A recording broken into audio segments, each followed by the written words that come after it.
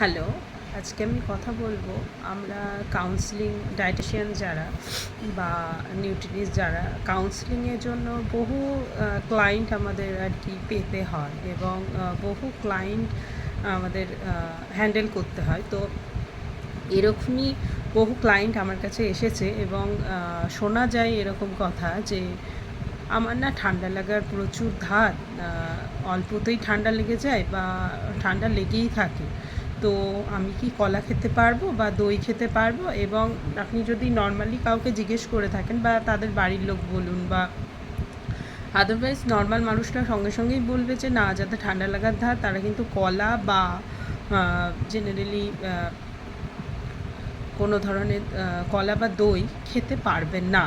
কিন্তু সেটা কি আদৌ ঠিক, মানে ঠিক কথা? সেটাই আমি আজকে জানাবো। না, একদমই নয়, কলা বা দই ঠান্ডা লেগে থাকলে খাওয়া যাবে না, এইটা কিন্তু সম্পূর্ণ ভুল ধারণা। তার কারণ হচ্ছে কলা বেসিক্যালি ভীষণ ভালো এবং কলার হেলদি বেনিফিটস আমরা অনেকেই জেনে থাকি, জানি। এবং কলা বেসিক্যালি ইউজ করা হয় মিউকাস কম করতে।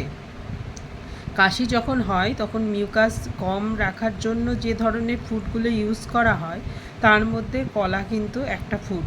মানে মিউকাস কম রাখার জন্য কলা আমরা খেতে পারি এবং খেতে বলি, এবং সাথে করে ভাত আমরা খেতে বলি, মানে রাইস টোস্ট খেতে বলি এবং অ্যাপেল সসও খেতে বলি।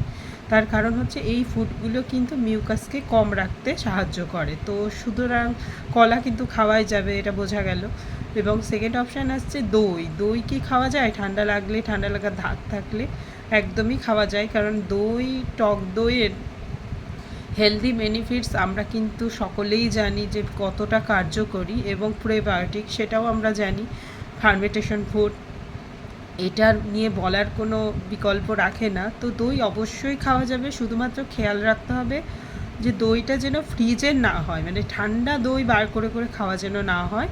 অ্যাটলিস্ট নর্মাল টেম্পারেচারের দই আমরা খেতেই পারি। তো আজকে আশা করা যায় জানাতে পেরেছি।